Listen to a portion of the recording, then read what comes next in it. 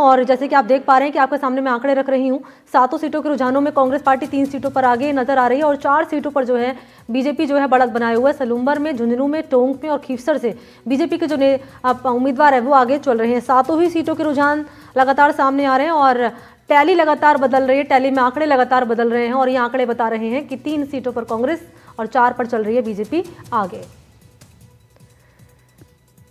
तो यहाँ पर मुकाबला है खीवसर सीट पर, त्रिकोणीय मुकाबला है, लेकिन खीवसर सीट पर बीजेपी के जो उम्मीदवार है रेवंत राम डांगा वो आगे चल रहे हैं। काफी चर्चित सीट रही थी।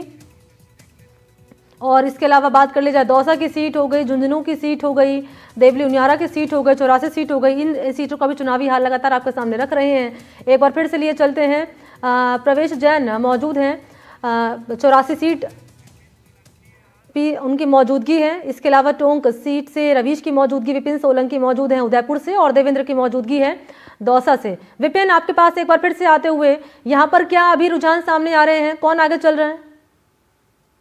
जी बिल्कुल, अभी ईवीएम की जो काउंटिंग चल रही है उसमें भारत आदिवासी पार्टी ने बढ़त बनाई हुई है। पहले जैसे बैलेट में भाजपा आगे रही, उसके बाद अब तक जो काउंटिंग हुई है उसमें भारत आदिवासी पार्टी के दिग्गज कट्टारा बढ़त बनाए हुए हैं। जैसे कि जिस तरह से 84 में टेंडमारी की थी भारत आदिवासी पार्टी में, अभी तक के रुझान में देखा जा रहा है कि अपनी जो स्थिति थी, अपनी वर्चस्व जो बढ़ाना था भारत आदिवासी पार्टी ने, वो यहाँ पर बढ़ाती हुई नजर है। लेकिन अभी भी भाजपा की जो एरियाज है, जैसे सलूम्बर का मुख्य जो शहर है, मुख्य जो कस्बा है, वहाँ के जो ईवीएम है वो खुलना शेष है, जिसमें भाजपा को बढ़त मिल सकती है। भाजपा 3 बार से लगातार यहाँ है, तो उसका वर्चस्व काफी ज्यादा है। यानी आप बता रहे हैं यहाँ से बीजेपी आगे नजर आ रही है विपिन? अभी तक के जो रुझान आए हैं ईवीएम की काउंटिंग के दौरान, तो इसमें भारत आदिवासी पार्टी के जो दिग्गज कटारा है वो बढ़त बनाए हुए हैं। ठीक है, यहाँ से कटारा आगे चल रहे हैं। अभी थोड़ी देर पहले ही यहाँ से बीजेपी की जो उम्मीदवार थी शांता देवी मीणा वो आगे चल रही थी। देखिए, ऐसे चुनावी तस्वीर बदलते पल में ही किस तरीके से पहले बीजेपी और अब यहाँ पर बीजेपी आगे चल रही है। देवेंद्र, आपके पास आते हुए यहाँ पर क्या है, अभी कांग्रेस से आगे चल रही है? बिल्कुल, मैं आपको बताना चाहूंगा कि जो दूसरे राउंड का जो रुझान है वो सामने आ गया है। वहां पर यहाँ पर 125 वोट से अभी भी कांग्रेस की बढ़त है, लगातार बीजेपी पीछे है।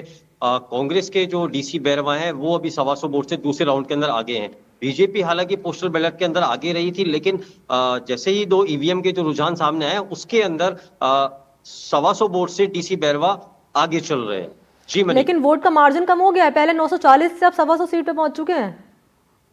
बिल्कुल बिल्कुल, मैं आपको बताना चाहूंगा कि जैसे जैसे बूथ वाइज जैसे जैसे ईवीएम खुलता जाएगा वैसे वैसे 11 बजे तक विजिबिलिटी साफ होगी। हालांकि इतनी बढ़त नहीं है 1000 वोटों की, लगभग जैसे जैसे बूथों की ईवीएम का जो रुझान है वो सामने आते जाएंगे।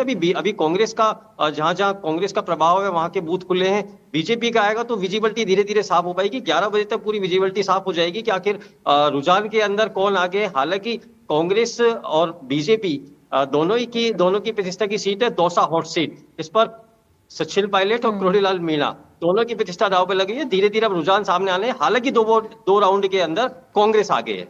ठीक है, बहुत शुक्रिया आपका देवेंद्र तमाम अपडेट पहुंचाने के लिए, और विपिन सोलंकी आपका बहुत बहुत शुक्रिया। और चुनावी महा कवरेज लगातार आगे जारी रहेगी, आंकड़े लगातार बदल रहे हैं, तस्वीर लगातार बदल रही है और वो हर एक हलचल एनडीटीवी राजस्थान पर लगातार आप देख पा रहे हैं। यहाँ पर फिलहाल बुलेटिन में इतना ही। आप देखते रहिए एनडीटीवी राजस्थान।